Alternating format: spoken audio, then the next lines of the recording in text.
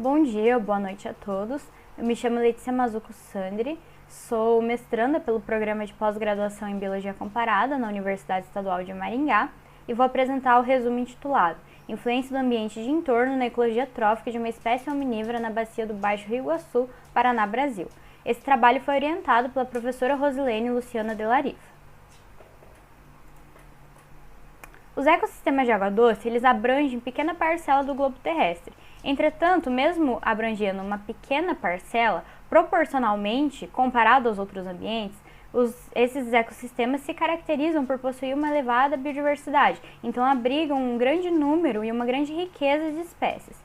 E esses ambientes, eles estão intimamente relacionados com o ambiente adjacente aos mesmos. Então, toda a vegetação ribeirinha possui relações e interconexões com o ecossistema de água doce. E a retirada dessa vegetação causa diversos impactos para a biota, a interação dos organismos e todo esse ambiente. Então, um ambiente que possui uma vegetação ciliar estruturada, essa vegetação acaba por proporcionar habitat, recursos para os organismos que se encontram dentro dos córregos, rios ou riachos. Além disso, a vegetação ciliar ela é responsável por fornecer um sombreamento, então ela atua na regulação do microclima.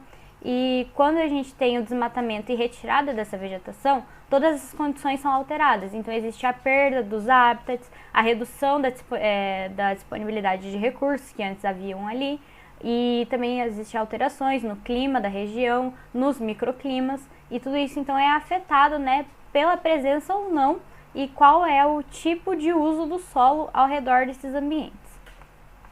Nesse sentido, o objetivo do nosso trabalho foi, então, avaliar a ecologia trófica de Picellidodon bifasciatus em 2 tributários do Rio Iguaçu que se encontram sob diferentes influências do entorno.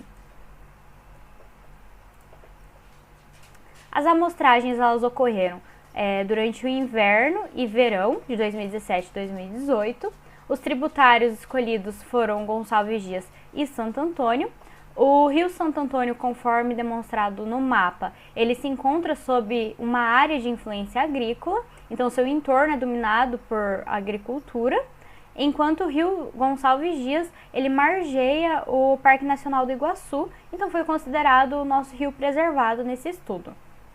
Os peixes foram coletados através de redes de espera de diferentes malhagens. Após capturados, foram eutanasiados, conforme aprovado pelo Comitê de Ética em Experimentação Animal, passaram pelo processo de triagem, onde foram pesados e medidos, e posterior a isso, então, tiveram seus estômagos retirados e foi feita análise do conteúdo estomacal desses 338 indivíduos capturados durante esse período nesses tributários. A espécie apresentou, de forma geral, um hábito alimentar omnívoro, consumindo recursos tanto de origem vegetal como animal, tendo um destaque para as algas e vegetal aquático, que também foi muito consumido pelos indivíduos. Olhando mais a fundo, podemos perceber que no Rio Santo Antônio houve um maior consumo de alga quando comparado ao Rio Gonçalves Dias em ambos os períodos.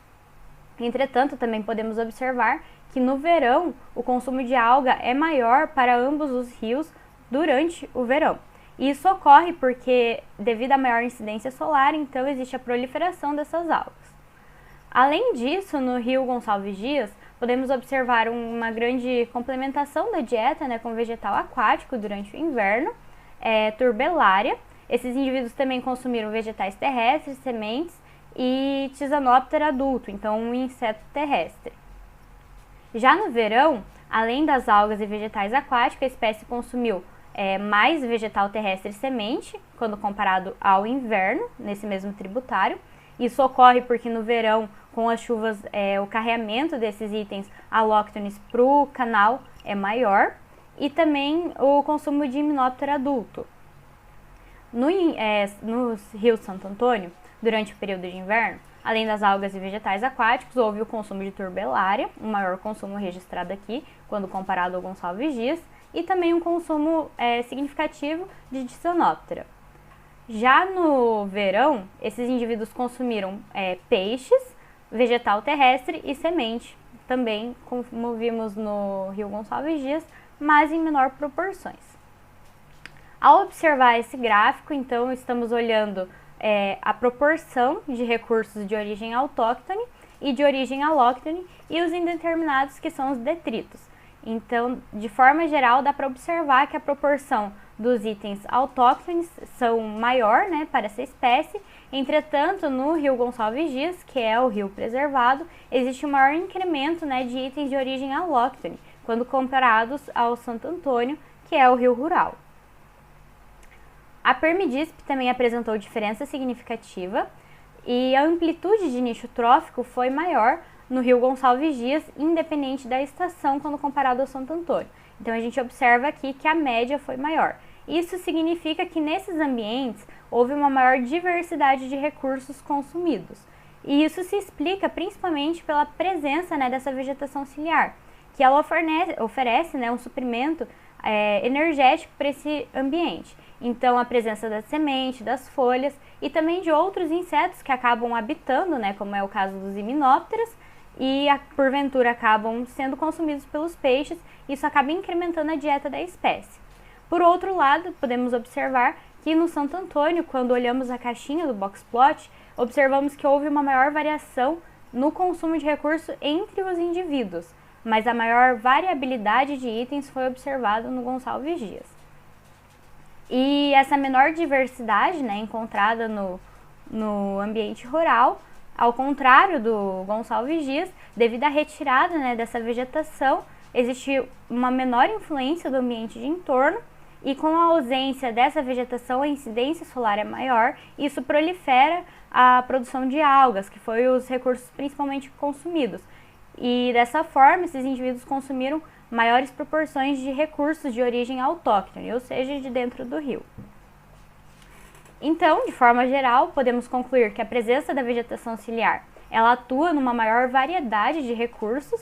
Esses indivíduos consomem maior variedade de recursos quando existe a presença dessa vegetação ciliar. Existe uma grande importância dos itens de origem alóctone e